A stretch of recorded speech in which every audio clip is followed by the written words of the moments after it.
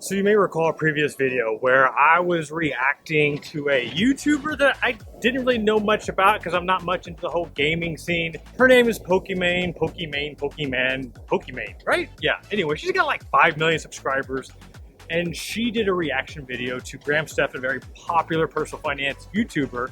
And I thought it'd be fun to do a reaction to her video. So as it turns out, after I published my video, she ended up doing another interview with Graham where she talked more about her business, how she manages it, how she grows it, how she manages her day-to-day. And let me say, I was actually really impressed with what she had to say. So I thought I would share my big takeaways from some of the responses that she gave to Graham. I mean, let's face it, you don't grow a YouTube channel to over 5 million subscribers without really knowing what you're doing, without some sort of game plan. Let's find out what we can learn from YouTube savvy entrepreneur Pokimane.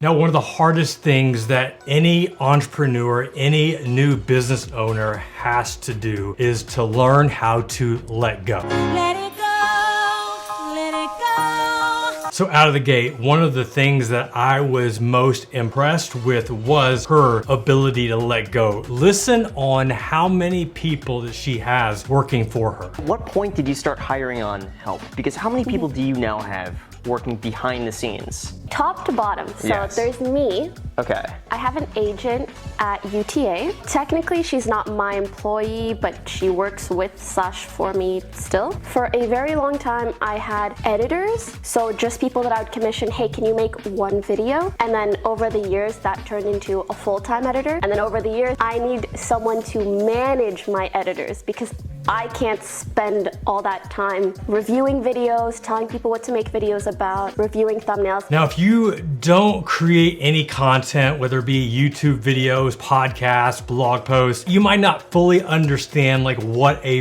big deal this is. This is a big deal! But when she finally recognized that she was wasting time editing videos, and even more so managing the editing process, the fact that she was able to let go of what is for many the thing that they just want to have control on because they want the finished product to be amazing. Oh God, it's so good. She took it to the next level, hiring full-time editors and then hiring somebody to manage the editing process. I mean, I'm gonna give her some applause for that one. I still have oversight on everything, so I'm in all the conversations, but I have someone else actively giving that feedback. I try to be as hands-off as possible just so I can have any sort of a personal life or time to myself. And I have hired manager in general, which is just someone that I delegate tasks to and that communicates with companies, executes on things that I want their help with, but is mainly managing my day-to-day and my liaison for other companies so that I'm not the one responding to every email and stuff. I am truly amazed that she learned this at such a young age and also at a young point in her entrepreneur journey, that she could recognize that yes, I could work hours upon hours upon hours, still make a lot of money, but what fun is it if you don't have time to enjoy it?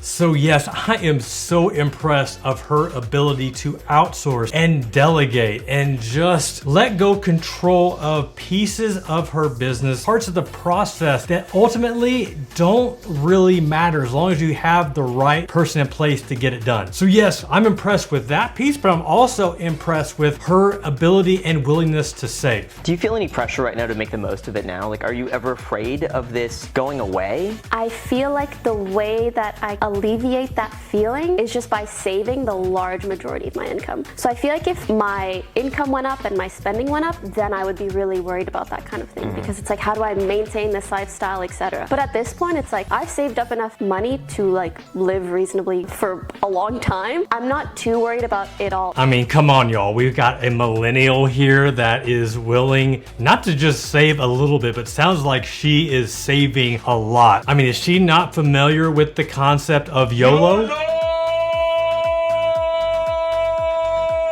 Now, she doesn't exactly share how much or what percentage of her income that she is saving, but the way that she described it, it sounds very much like somebody that has adopted the FIRE movement style of savings, where they're saving anywhere from 50 to 70% of their income. Either way, the fact that she understands that this is something that could disappear literally overnight, that it could eventually be over. So she is going to save and save and save as a precaution, as a just in case. Like, this is something they don't teach in school. This is something that many parents don't pass down to their kids. So, I mean, I gotta give her some major applause for doing this.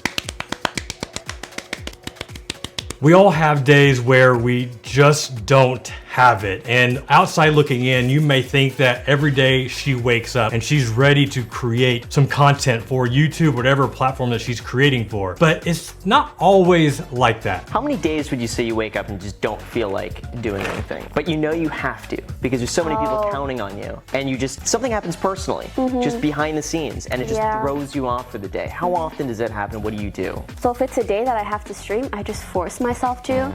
I'd say probably happens like 20% of the time, if not more. I mean, sometimes you'll literally be in the middle of the stream and something will happen that really, really ruins your mood. And you kind of just try to push yourself through it. Sometimes that's good, sometimes it's not good, because you should give yourself a break. Lately, I have been trying to treat it even more so as a job in that aspect. But if I didn't have a stream schedule and it was really that bad of a time, I just wouldn't do it. Now, she's talking about something here that unless you are working for yourself, you may not fully understand. When you have a job and you know what time you have to be there, what time you gotta clock in and clock out, sometimes that's easier. But whenever you're working on your own and you don't have set hours, man, getting that energy and fire and passion to actually get up and do your thing when you're having a lousy day, You gotta get out of bed. Come on.